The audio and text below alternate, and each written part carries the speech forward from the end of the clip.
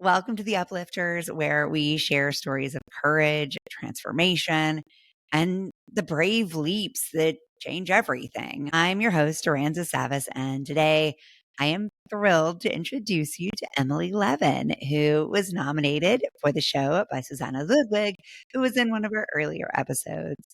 Emily is someone who has transformed herself from a trauma therapist working one on one with clients to a tech founder tackling one of our most pressing social issues, the affordable housing crisis. Emily's journey began on the front lines, helping chronically mentally ill New Yorkers transition from the streets into stable housing, which led her to become a psychoanalyst and trauma therapist, running her own practice for 15 years. But she always knew that individual healing wasn't enough. The system itself needed to change. And so a year ago, she made a leap that might have terrified her former self. She co founded a company called Axccess with her husband, being the first AI platform that streamlines affordable housing processes. It's a company that's already raising capital, signing customers, and generating actual revenue, all while getting families into safe, affordable homes faster. So today, Emily's going to share her story of releasing old narratives about who she thought she could be, the daily rituals that help her build courage capital, and how a photo of her daughters keeps her brave even when the metrics dip. This is a conversation about transformation, motherhood, and the compound interest of courage. Emily, thank you so much for joining us today. Thank you so much for having me. So, take me back to that kitchen table moment last summer when your husband shared his vision for Access. What was it about that conversation that made you say, against all odds, I'm in? My husband has been building government technology products for many years and has built many different products for many different city agencies. During COVID, he started working for a New York City agency building the affordable housing lottery system. And so, because we were both working from home, I was privy to a lot of his experience with building that product. And we talked a lot about his frustrations and how much he was learning about the affordable housing industry and how broken it is and how broken and siloed the various systems are. He also, on the side, started building Axccess, which is the AI powered platform that we are now in the market with. Because there was a lot of limitations around what he could build for the city. And so part of his way of dealing with the frustration was, hey, I'm just going to build something on the side. And so when he decided he wanted to go to market, we were sitting down talking about it, and it was just him at the time. He didn't have any other people that he had been building it with. He had ologists helping him, but no one really with the people skills or the experience in the market actually that I had had as a social worker. And he kind of looked at me like, so, and I kind of panicked. And I just said, you know what? Let's just give this a try. Let's see if I can do this with you. And honestly, if you had told me, a month before that moment, if I would ever start a company with my husband, I would have said, no way. But there was something really compelling about what he was building and my having kind of lived on the ground with people in that experience that made me feel like, I don't even know if it was fully a choice. It was like, this is something I have to do. And so from that moment on, I've just been going full force. Wow. I love to this point that it's really tapping into your innate expertise, because as women, we tend to underestimate our credibility and our readiness to do new things. And what I hear you doing is saying, actually, irrefutably, there is something I know that this guy doesn't know that he needs. And so I'm going to show up with my expertise and use that as a stepping stone to gain more confidence and more credibility in other areas. Yep. Yes. You've talked about this in the past as not just a single moment, but I love the phrase, the slow enrollment of possibility.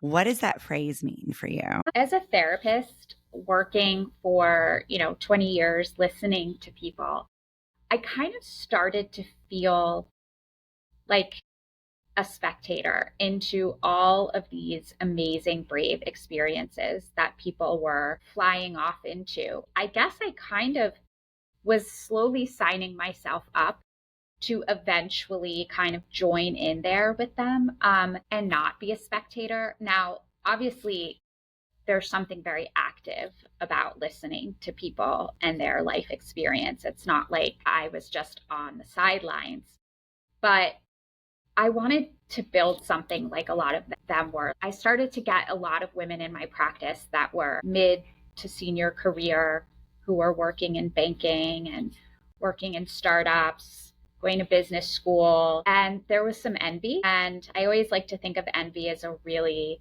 helpful emotion in that it can kind of give us direction around what we might want. And so I think I slowly was kind of signing up and rolling in new experience for myself. And so it was a slow process, but I didn't know where it was going to take me. I just knew I needed something. I wanted a seat at the table. Yeah, I talk about this show doing exactly that for me and for our audience. And so the goal here is really that if you listen to enough of these stories, you will have so much evidence that you can do big, scary, brave things that it becomes impossible to say no to your own calling. And I hear that echoed in your own experience that you had this front row seat to other people facing their challenges, their fears, their uncertainties, and finding their way through it that said to you, Emily, if they can do it, you can too. Yeah. Yeah. And you're not just, and this is one of the things that I love about your story is yes, your experience working with unhoused people, with people who had limited economic access is super relevant to the experience of the product you're developing. But that's not all you're doing. You're running the business. Yeah. Yeah. That's the crazy part. I mean, that's the part that I think is every day I'm sort of like, wait, what? But I love it. I mean, I really love it. And a lot of what I'm doing in running the business at this stage is being out there, meeting people, telling them our story. I mean, with a startup, so much, at least in my experience, is the story that you tell. If you're telling a compelling story about a serious pain point and a solution that you have, it's pretty much the most important part of running a company in the early stages. And so I've spent so much time on our story. And that could mean pricing. That could mean how are we going to get from $200,000 revenue to 200 million, whatever number it is. See, I'm not a great numbers person, but how are we going They're to? like big. I'll say like that number's big Right, right, or that one's smaller. right. It's Like all very relative it's all and just like, unspecific. how are we going to get to big numbers? To be able to say that actually this thing that we already do really well, incredibly valuable and like the success is entirely dependent on that. I think it's a really validating and reassuring idea for those of us who are sort of bravely wading into something that the things we're not good at necessarily aren't even the most important things. Totally. And if we tap into the things we know we're good at, that's all we need, really. Like I mean, I don't know. The story isn't all written yet for us, right? We're a beginning company, but I like to think that tapping into my strengths, my husband tapping into his strengths and kind of going with that is what's going to be useful for us. And it's definitely fascinating moving from a industry that was really female centered. It's like moving from that kind of world into like a very white male world was a little jarring, and actually quite shocking to hear that. I think the statistic is like 1.4% of female run startups get funded. Like, that's just insane. bonkers. Like And I how think only something like 16% of founders are even women. I've had so many meetings with investors, you can really tell there's just a bias that the way men think is what's going to build the next unicorn. I think we as women have to change that.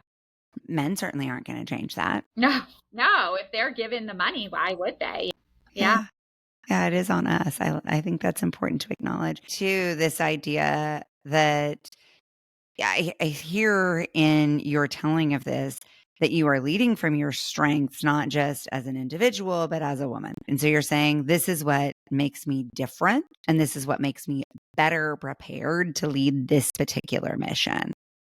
So, what are some of the qualities that you're noticing have helped you enter these conversations in this very white male dominated world with confidence? And I'm not even worried about the credibility piece, because I think as women, we put too much emphasis on that, but about your own feelings of confidence and readiness to have the conversation.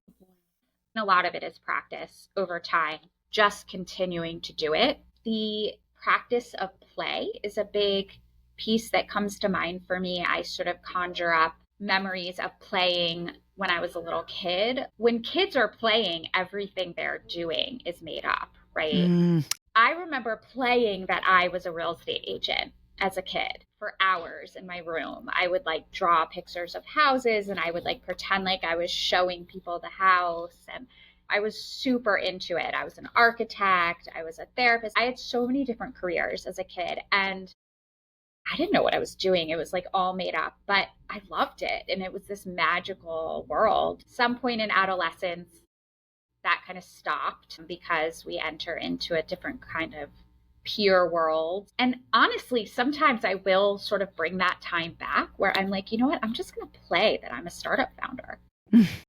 I'm just going to have fun and like pretend.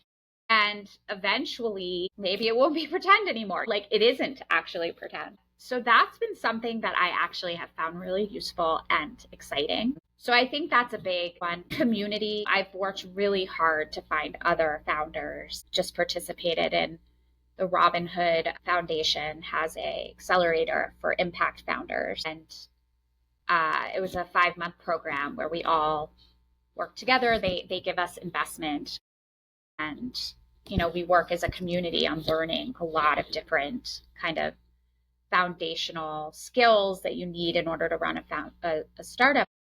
It's a really, really diverse group of people that they get it. And interrupting that loneliness that you can feel as a founder mm-hmm. really brings confidence in a way because you realize everybody's feeling it. Even that person that just got the $10 million investment and looks like they're building they have it all figured out. They don't. They don't. We had some amazing women come in and talk to us. Amazing, like the founder of Girls Who Code, and so many women founders who just shared their stories and their fears and their anxieties. And these are people who have founded huge companies that have been really successful. And you sort of learn you're actually not really alone in some of these fears. So I guess community play, sometimes just screaming into your pillow. I don't know. You got to pull on everything you possibly can at any given moment to kind of just keep going. One of the things you talked about was future casting. And I think that's related to this make believe play that you talked about, but you described it as closing your laptop and imagining you're already that seasoned CEO. And I love this idea of sort of envisioning your future self. And it's no different than what I do when I envision myself crossing the finish line of a marathon. Yep. Yep. I start to cultivate belief that then inspires action. Anything we do that takes a lot of energy and investment physically, mentally, financially, I think from a distance looks really freaking hard. And then like you and I have learned through our own endeavors, it's okay, take a step, take a deep breath, figure out the next step. And it really is just a series of steps. But you also mentioned community in here, and you shared with me earlier that when you feel uncertain or you're going into something that is unfamiliar, you call your 82-year-old dad who spent his career in Yeah. business for a pep talk. The interesting thing about my dad is that my dad has always been very risk averse, and had a legal career for 45, 50 years, same practice, the same kind of law.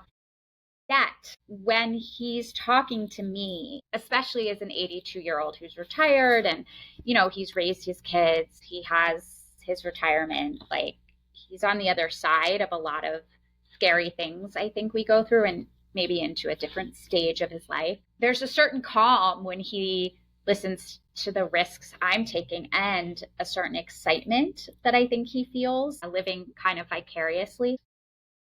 So just that kind of implicit communication, like he'll call me every day and be like, "So, how was the demo?" And I went to the library and they were giving a talk on affordable housing and I gave them your deck and you need to send me more decks. And like he's so supportive and in it with me in a way that is kind of, you can't really get it from anywhere else in other than a supportive family member. And I feel like I try to do that with my kids too.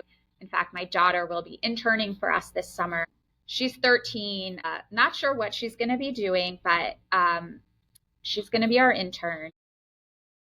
Uh, because I keep saying to myself, like, God, this is taking up so much of my time. How can I multitask, right? Because I'm a woman. So it's like we're always thinking about how we Yeah. can multitask. Yeah. And I'm like, I just have to pull my girls into this because that's going to be part of parenting them, right? If I don't have time to go to their soccer game, but like I can have them sit on calls with me or sit in the background and listen, like I think they're going to take in something in ways that maybe they miss out on me being there all the time. I don't know. So I'm trying to actually replicate what my father is doing for me Mm. as a mom, and that feels really amazing, I have to say. I have a 13-year-old and a 3-year-old. The 3-year-old's a little less aware, but 13-year-old, I had a pitch for a demo day that I had to do, and I was pitching for her constantly. And now she like walks around the house reciting my pitch. She's like, "I know your pitch, Mom. Do you want to hear it?" And she'll just say it like with all the numbers of our company. I'm getting shivers thinking about it, but I just think there's something about the gift to give your child, especially your Uh-huh. daughter, that is really, I hope she'll get something from that because she knows that I'm really a therapist and now she's like whiplash. Wow. What an incredible story and Yeah. experience for her Yeah. and for you. Yeah. Yeah. It's super fun. I'm going to make her business cards. And actually, one of her friends is going to Can't. intern as well. And I don't know, we'll find things like she knows how to use the computer in ways that I don't. She can build decks for me. She can go on TikTok and figure out ways to advertise our company. We'll find things. She'll figure it out. Yeah. Yeah. What a beautiful thing to be able to say to both of you, too. We don't have to know all the answers. We'll Yeah. figure it out. Yeah. How does this relationship with your daughter and motherhood in general influence your own willingness to keep learning and pushing through obstacles in this process? I mean, I think it goes both ways, right? Like a part of me is like, okay, my husband and I are taking this big risk. We're building this company. To what expense does that for our children who like, could we be saving more money but the way that I counter that is sort of by saying they're watching us as a couple live out our dreams. Mm. They're watching us live our passion, and not just our passion for affordable housing and changing it, but our passion to build something that doesn't yet fully exist. So that keeps me going. When I'm like, oh, I could see more patients and make more money and save that money, I'm like, yes, I could do that. But also, what they're hopefully learning implicitly is something invaluable Mm. that doesn't come in money. So much richer. I think about that all the time that I'm not earning as much now as I Mhm. did in my corporate career. I'm not getting annual merit increases. Right. Um, and I'm getting incredible growth in so many other ways. And so I just started telling myself that like this year's bonus is Yep. snack Yep. time. This year's bonus is and just like naming these things in the same terms for myself to more consciously equate the value of them. Because I think we do grow up with, at least many of us, so many strong messages about money is worth and value. And there's just so much more to finding our own path. But for me, it really does help to just like give them the same names I used to give them. Yep. Love that. Oh, look where I got a raise this year. Right. Right. Like you're not putting it into the 529, but I think nowadays we talked a lot about in the accelerator program that I was in, we talked a lot about like we're at a real inflection point as a culture and a society with AI, right? Like it's happening. I mean, being in the startup tech world, especially, it's unbelievable how fast AI is moving in. You guys are tackling an affordable housing crisis Yep. through technology. For Yeah. people who might not understand the scope of this problem, bring your daughter on, please, to give us the pitch. Okay. Yeah. Totally. So, when I was working as a social worker, helping families navigate the affordable housing process, I was working with a mom who was a single mom of three. She had been living in a shelter for over 9 months. And throughout those 9 months, she had been applying to housing. She had a good job, she had good credit, good. But because of the broken system, she had to take paper applications to all of the different housing facilities to apply. And that required missing work. It required, in fact, some of the units that she would go to look at, she had to go in person. She wasn't allowed to like do a virtual walkthrough or all the things that exist in market rate units that you can do does not exist for affordable housing. And so eventually, I mean, we were trying and trying, and she had to maintain her job. She had to maintain like the three children. Eventually, she just gave up. There's 30 million Americans in the US that qualify for affordable housing. Only 1 in 5 actually receive it. In New York City, a huge percentage of people that get housing vouchers don't actually end up using them because of many different aspects of the system. There's overregulation. I mean, Ezra Klein has been talking a lot about this idea of sort of deregulating housing so that we can just get housing built and get people moved in. Mm-hmm. So, because of these broken systems, property managers who manage these properties, it takes 80 hours to lease up one unit. 80 hours. Unreal. If they make a mistake in compliance, they can lose up to $7 million per building in tax credit. And vacancies cost property managers $1.5 billion a year. Vacancies. So property managers are hemorrhaging money, these that are managing affordable units, and people aren't getting housed. So there's a real problem. And most of the property management systems that exist in the market are not built for affordable housing. They don't deal with the layers of complexity, compliant. I mean, it's very, very complex system. So we have built a suite of products that uses AI to read applications. So that 80-hour lease up, which a lot of that has to do with application packets being 150 pages long because people have to submit all of their paychecks. Now with the gig economy, you know, people are working for Uber, they're working for DoorDash, they have all different forms of income.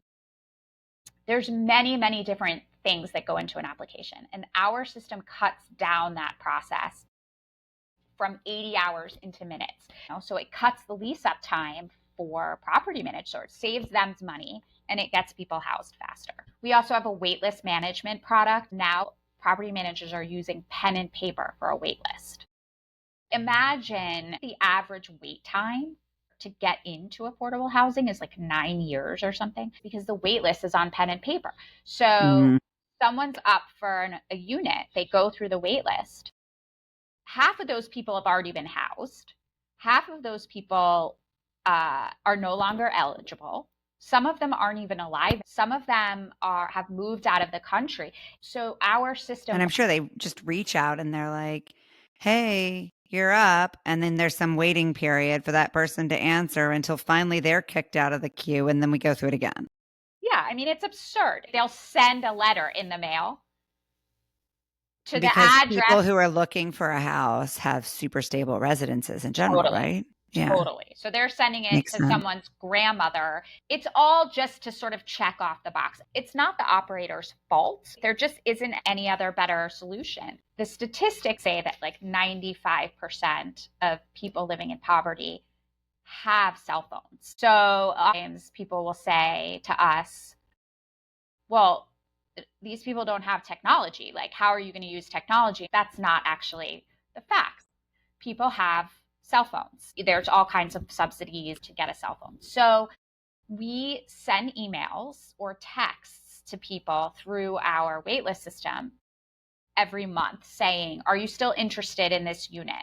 Have you moved? Has your income changed? Please let us know if you want us to remove you from the waitlist. Seems intuitive, right? Just stay in touch with people. And the idea is that it will cut down the wait time significantly and fill units faster and keep operators so that they're not losing all their money on vacancies and house people. It's a win-win for everybody. I love it. I love it. Yeah, So I know your next brave step in this is to close your seed round and to scale nationally and then capture your lessons for other founders. What do you most want that book to say to someone who's sitting where you were a year ago? to start that company that you want to start, just do it. And that if your company is also about social impact, you don't have to sacrifice revenue, that you can build something that changes our society, changes systems for the better, and also make money. And investors have to know that, because investors say these systems are so overregulated. How are you going to make money on this? Why would we invest in this? Well, it's a huge pain point, and there's a lot of revenue to be made from these pain points.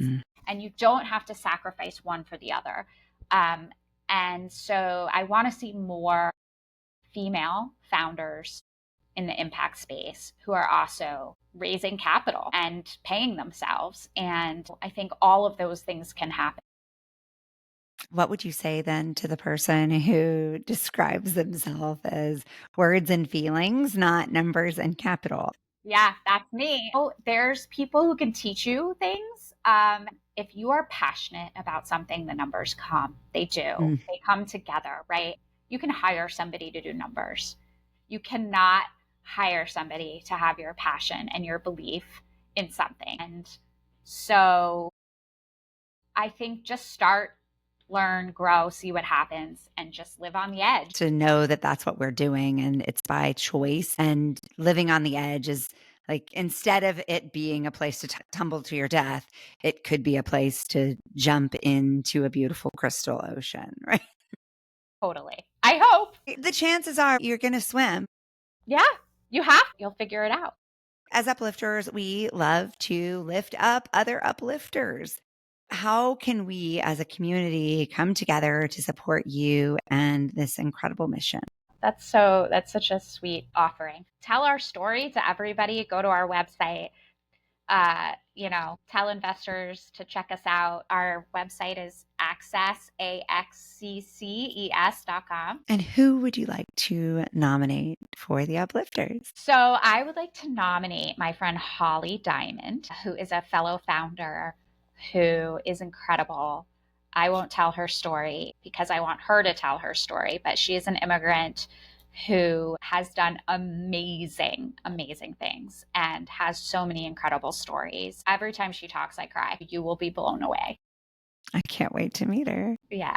Yeah. I'm blown away by you. Your journey, you. your courage, I think is so relevant to so many of us. And when I think about making big deposits in my Courage Capital account, it always comes from talking to other people who are doing that too. It's like, you've just compounded my interest, Emily. And I wish you so much continued success. Thank you. I can't wait to watch this all unfold and all that you'll learn in the journey. Thank you.